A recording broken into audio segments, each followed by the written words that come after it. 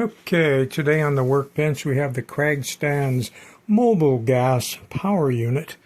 I've done 2 videos in the past going back more than 6 years ago.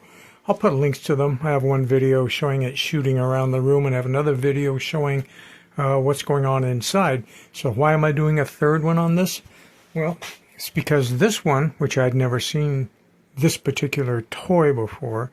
Yes, I've repaired this type of toy, but this one hasn't been across my bench before, had exactly the same problems that the ones that I repaired in the past.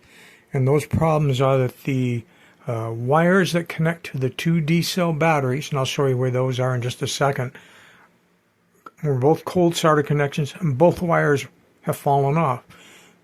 Both of the units had in the past only had one of the lights flashing in front, because the other one, the top wire on the flashing unit in there, it's mechanical, had a cold solder connection, had fallen off. Exactly the same problems. The other problem that this toy is prone to having is you've got a power switch here for turning the motor on and off, but you have a mechanical lever here that shifts it into neutral, which means you can just run the flashing lights and run these gauges and stuff moving in this back unit.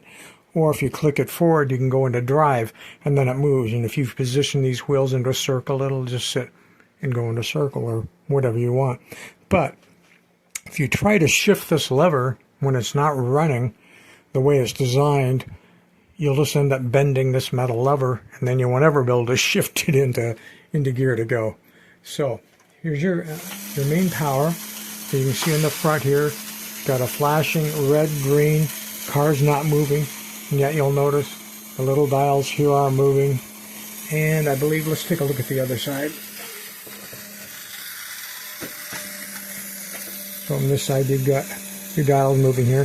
This flex drive is what's running all of those things. Now, let's go back to this side. This lever, if you move it while it's running, you can see it just threw it into drive. So it wants to go, go, go. And then put it back in neutral and turn it off at this point.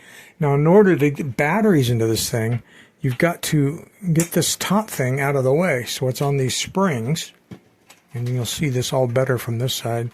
It's not convenient for kids at all. Then you have this lever that you pull here, and then this thing has to tip all the way forward because it's got a metal tab there. And then you've got your 2 D cells, which wedge down tightly down inside there. And everything is marked plus and minus. Now the problem, like I said earlier, is the wires that connect to these 2 tabs on this bottom. There's a red wire that goes over to that switch.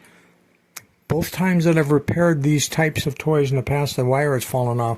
This one is a ground which runs back to the motor, but also solders to the frame of the toy. It's fallen off. So it seems to be a common problem with the way this thing was designed or manufactured, that the same cold solder connections happen on the light and happen on the battery box, because I've seen it twice in a row. And as far as this lever being bent, that just, if I tried to jam that forward right now, it won't move. You would just end up bending that lever, and then you wouldn't be able to shift it into gear to drive. You only want to move that if the motor's running, because that lever's pushing against the shaft, and it needs to push the shaft in like this. This lever is at an angle, so as it moves forward, it moves the shaft down, and that just shifts gears in the gearbox. And when it's running, this end of this shaft that's sticking out likes to crawl on that better. And if it's not running, it just hits it like a brick wall, and you end up bending the lever. So there you have it. It's your Cragstand Power Unit Mobile Gas toy from about 1965. And it's a very cool toy. It just had some manufacturing problems and not easy for kids to put batteries in and out of.